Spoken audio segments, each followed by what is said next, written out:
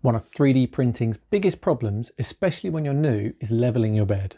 There are a number of reasons why this gives so many people so many problems, and in this video I'm going to give you 3 simple things you can do to put your leveling issues to bed once and for all. Stay with me till the end, because the third reason is something that I hardly ever see anybody talking about, and I believe is the main reason why some people can never quite get on top of their bed leveling issues. I see a huge amount of people with bed leveling problems, and in some extreme cases people are spending hours leveling their bed between every print. This is not normal.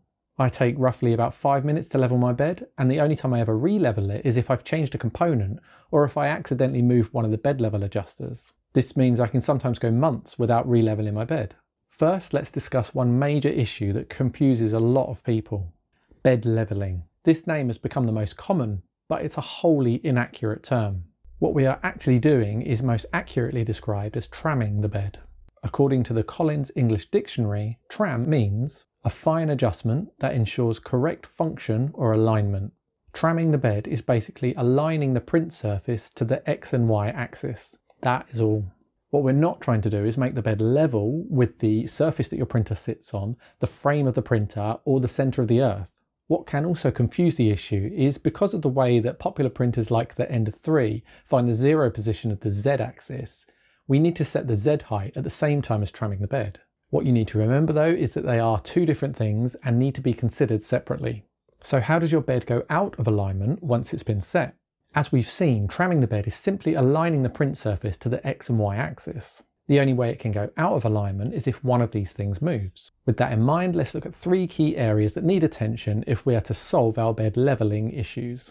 I'm going to assume here that you know how to tram your bed. If you don't, then check out the link at the end of the video and down in the description below where I explain the process. So on to the 3 things that you need to focus on to lock in your bed alignment for months, as I do. Number 1. Now this may seem obvious, but you need to make sure your bed isn't moving. Many people will tell you that the first upgrade you need to make to your printer is to replace your standard bed springs with silicon spacers. But from a physics point of view, silicon spacers are just stiffer springs. Exactly the same effect can be achieved by just tightening all your bed adjustment knobs so that your springs are more compressed.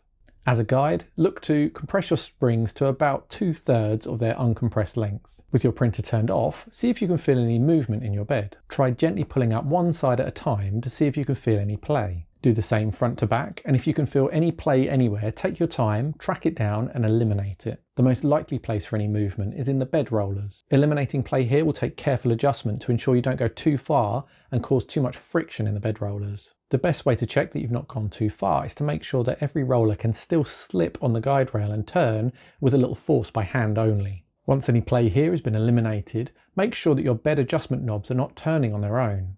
Setting the correct spring tension should have taken care of this, but try marking each adjustment knob with some tape or a paint pen to make sure 100% that they aren't moving while you're printing. Once you've ruled out bed and adjustment knob movement, you can be confident that your bed is not your issue. Now some of you may be thinking, well, what about heat? Surely when the bed heats up, it moves. Well, no, not really. Yes, heat will cause your bed and print surface to expand slightly. If you have your bed adjustment screws rigidly locked in position with some sort of solid mounts, then your bed could warp as it heats up. This is why manufacturers use springs and not rigid mounts for the bed. These mounts allow for a small amount of horizontal expansion of the bed material without any vertical movement that would affect the alignment with the X and Y axis. This is also the reason why I stick with the standard spring setup. The physics makes sense and it works. If you're enjoying this video, then hit like and think about subscribing. I make regular content to help people with 3D printing and other projects. The second area to pay close attention to is your Z height sensor. This is not strictly a bed tramming issue, but as we said before, we need to consider the Z height when tramming the bed. If your bed height sensor is misbehaving, you'll get inconsistent first layer results, which many misdiagnose as a bed leveling issue. There are many different ways for a 3D printer to sense the Z height position. The most simple is a mechanical switch, but a BL touch, a CR touch, or any kind of proximity sensor is effectively doing the same job as far as the printer is concerned when it comes to Z height.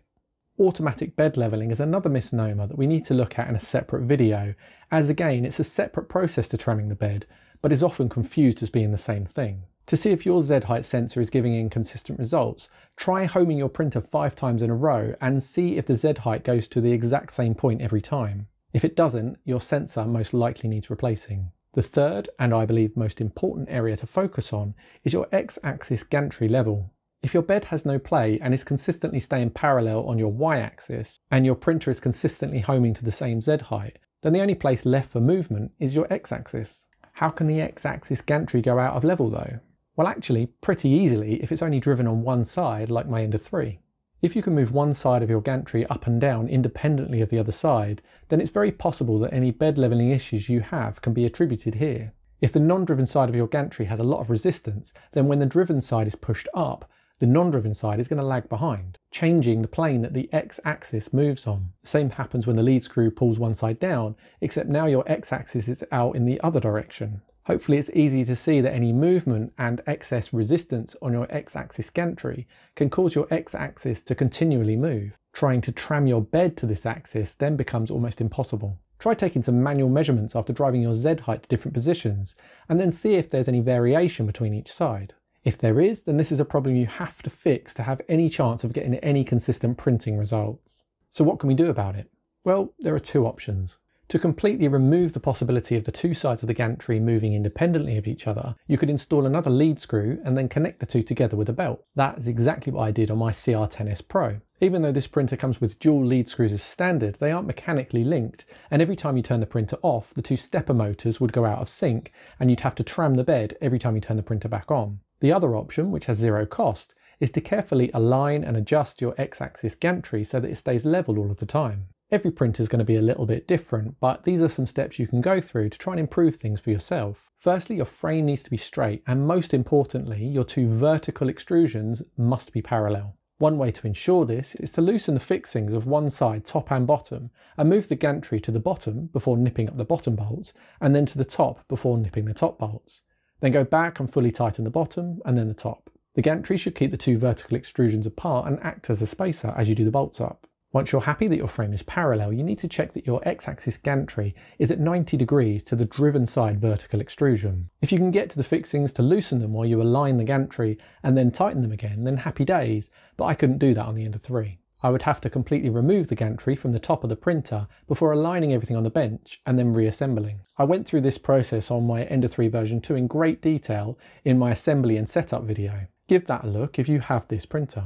It's also a good idea at this point to back off the tension on the non-driven side rollers. Leave these loose until you have the gantry at 90 degrees to the frame. Once you're happy that the gantry is straight, you also now need to make sure that the non-driven side is straight too. If possible, loosening the fixings, pushing into the frame, and then tightening the fixings again should do the job.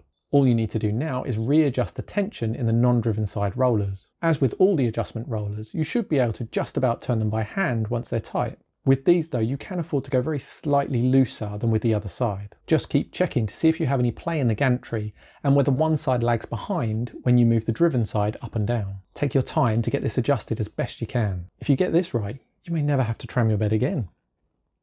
Congratulations! If you've worked your way through all of these steps, then if nothing else, you've improved the operation of your printer by aligning everything correctly and possibly cured your bed leveling woes. Tram your bed and try driving each axis through full movement. Check all four corners of your bed again. There should be no difference to how you just trammed it. If anything has moved, find the cause and eliminate it. You won't enjoy 3D printing until you do. Check out the links in the description for a few tools that may help you when completing the different stages in this video. I'll also link to the other videos that I've mentioned too. Leave me a comment if anything in this video has helped you or made you aware of something that could be causing you a problem. Click here for a video on tramming your bed, or click here for another video you might like. Thanks for watching.